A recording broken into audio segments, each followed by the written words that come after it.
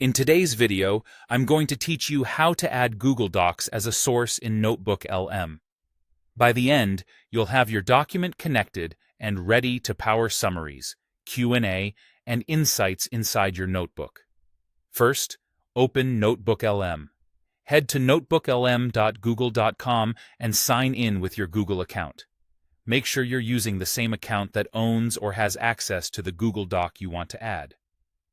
If you use multiple Google accounts in your browser, double-check which one is active to avoid permissions issues.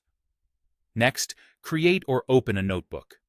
If you're starting fresh, click Create New Notebook and give it a clear name so you can find it later. If you already have a notebook set up, simply open it from your list. Keeping related projects in their own notebooks makes it easier to manage sources and stay organized. Now let's add your Google Doc as a source. Inside your notebook, look for Add Source. You'll usually find this in the left sidebar or near the Sources section. Click it and you'll see a list of source types.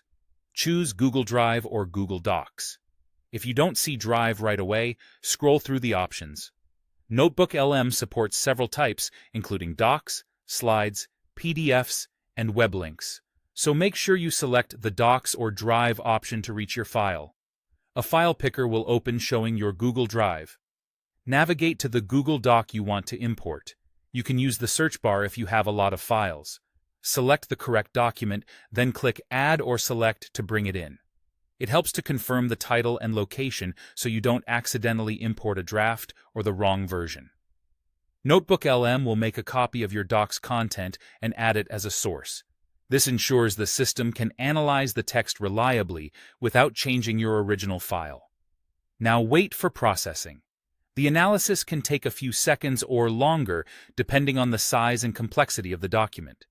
Longer reports or docs with images may take a bit more time, so be patient.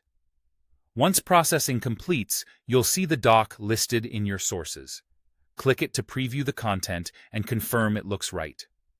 From here, you can start asking questions in the chat or generate summaries based on that document. For best results, keep your Google Doc well-structured with clear headings and sections. NotebookLM uses that structure to deliver more accurate answers. You can always add more sources later, like additional docs or PDFs, to build a richer knowledge base for your notebook.